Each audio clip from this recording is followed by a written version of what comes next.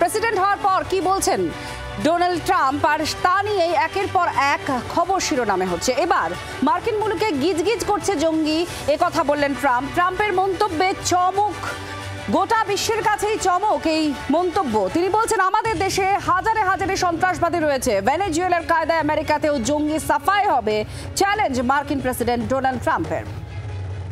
সব্যসাচী চক্রবর্তী আমাদের প্রতিনিধির সঙ্গে রয়েছেন, আরো বিস্তারিতভাবে জানাচ্ছেন। সব্যসাচী, একের পর এক মন্তব্য ডোনাল্ড ট্রাম্পের, যা এখন খবরের শিরোনামে, অনেক আক্রমণাত্মক মেজাজে দেখা যাচ্ছে। এবার বলছেন জঙ্গি সাফাই হবে একেবারে ভেনেজুয়েলার কায়দায়।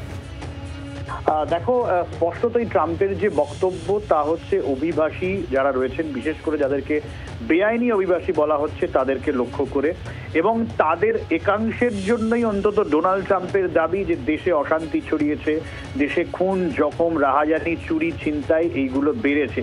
এর আগে আমরা দেখেছি আমেরিকাতে প্যালেস্তাইনের হামাসের সমর্থনে মিছিল বের হতে, সেই মিছিল থেকে ঝামেলা হতে, যা আমরা দেখেছি ব্রিটেনে হামাস, একদম ট্রাম্প সরকারের তরফ থেকে জানিয়ে দেওয়া হয়েছে এই হামাস বা প্যালেস্তাইন বা এই জাতীয় যদি কারুর সমর্থনে কেউ রাস্তায় নামেন তাকে তৎক্ষণাৎ গ্রেপ্তার করা হবে, এবং একই সঙ্গে ইয়েমেনের হাউথি তাদেরকেও টেরোরিস্ট অর্গানাইজেশন হিসেবে ঘোষণা করেছেন ডোনাল্ড ট্রাম্প।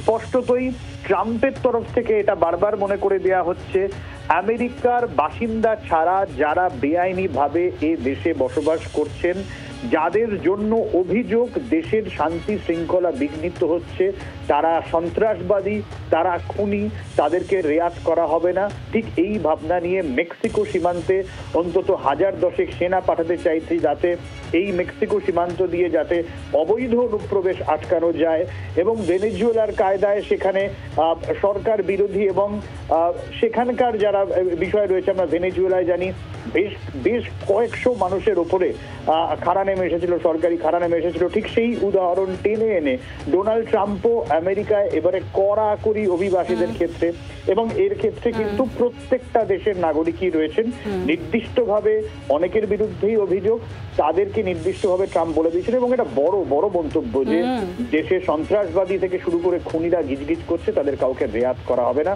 স্পষ্টতই কারা ঢুকিয়েছে বাইডেন প্রশাসন, সেদিকে আঙুল ডোনাল্ড ট্রাম্পের। সব্যসাচীর সঙ্গে থাকো, কি বলেছেন ডোনাল্ড ট্রাম্প, এবার শুনুন। We have terrorists in our country by the thousands. We have murderers in our country by the tens of thousands. We have numbers that came out, 11,000 people that murdered are now free and walking around in our country. And of them, I think 48%, they say, killed more than one person, and they're walking around. They came out of jails from other countries. And, people, they've emptied their jails. I would, if I were the president or prime minister or something of another country, I'd empty my jails right into America, into the United States. Why not? And many of them did it. If you look at Venezuela, their crime rate is down now 78%.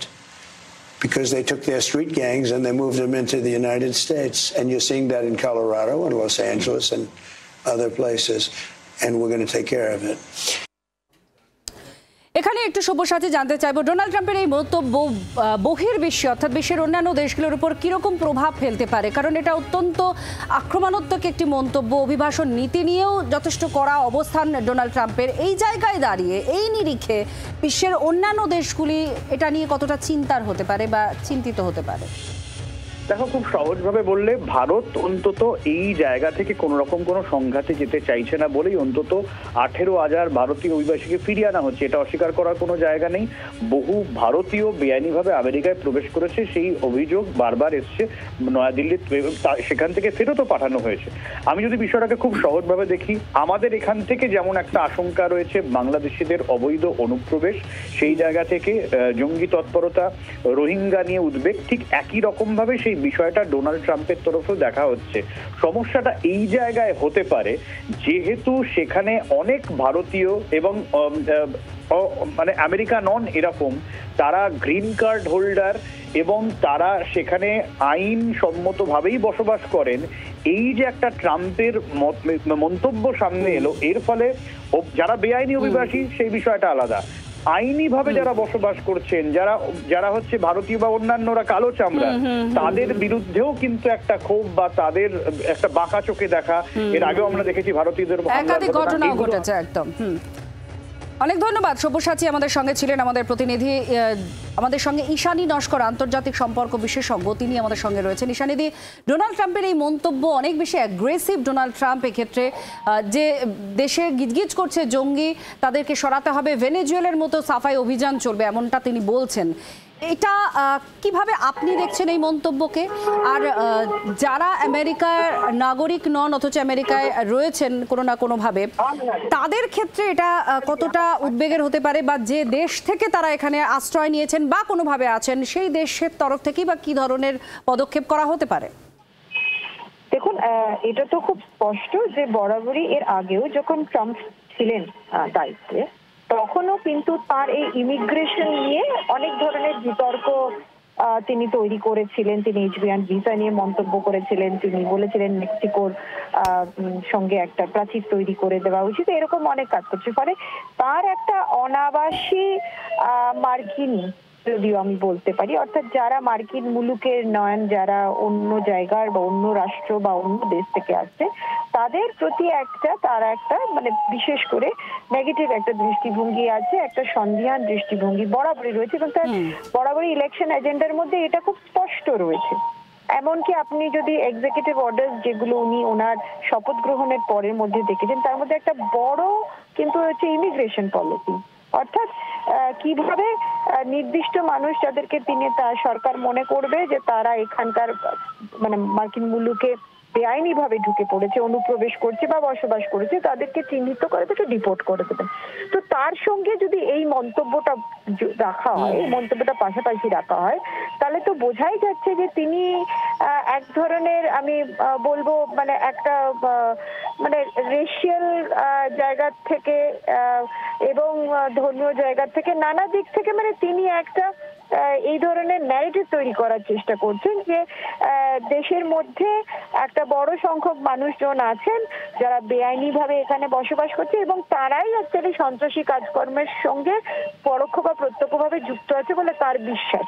এবং সেই বিশ্বাসের ভিত্তিতে, বিশ্বাস ঠিক কি ভুল পরের কথা, কিন্তু সেই বিশ্বাসের ভিত্তিতেই তিনি এই ধরনের অভিযান, যেটা ভেনেজুয়েলাতে করেছে বা অন্যান্য মুলুকেও হয়েছে, সেইভাবে তিনিই করবেন। এখন এই ব্যাপারটা আইনত কতটা সম্ভবপর, আইনত কথা অলরেডি, বিকজ কারণ ইমিগ্রেশন এক্সিকিউটিভ অর্ডারের বিরুদ্ধে অনেক প্রভিন্স থেকে, অনেক স্টেট থেকে অলরেডি আইনি পাল্টা পদক্ষেপের কেস উঠেছে।